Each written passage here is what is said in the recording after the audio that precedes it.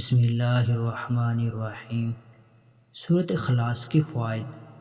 حضرت ابو ہریرہ رضی اللہ تعالیٰ عنہ فرماتے ہیں کہ میں رسول اکرم صلی اللہ علیہ وسلم کے ساتھ کہیں جا رہا تھا کہ آپ صلی اللہ علیہ وسلم نے کسی شخص کو سورۃ اخلاص پڑھتے ہوئے سنا تو آپ صلی اللہ علیہ وسلم نے ارشاد فرمایا، واجب ہو گئی۔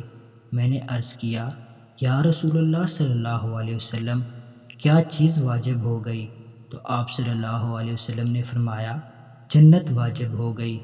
حضرت سیدنا معاذ بن انس جہنی رضی اللہ تعالیٰ عنہ سے روایت ہے کہ رسول اکرم صلی اللہ علیہ وسلم نے ارشاد فرمایا، جو شخص 10 مرتبہ سورۃ اخلاص پڑھے گا، اللہ تعالیٰ اس کے لیے جنت میں ایک محل بنائے گا۔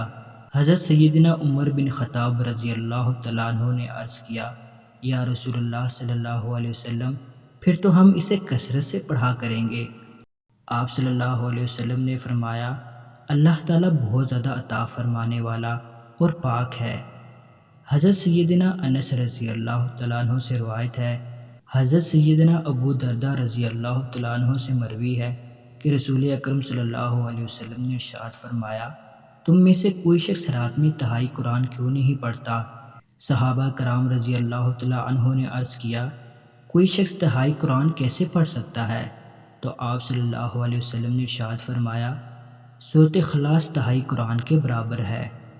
اللہ پاک سے دعا ہے کہ وہ ہمیں کثرت سے سورۃ اخلاص کی تلاوت کرنے کی توفیق عطا فرمائے، آمین۔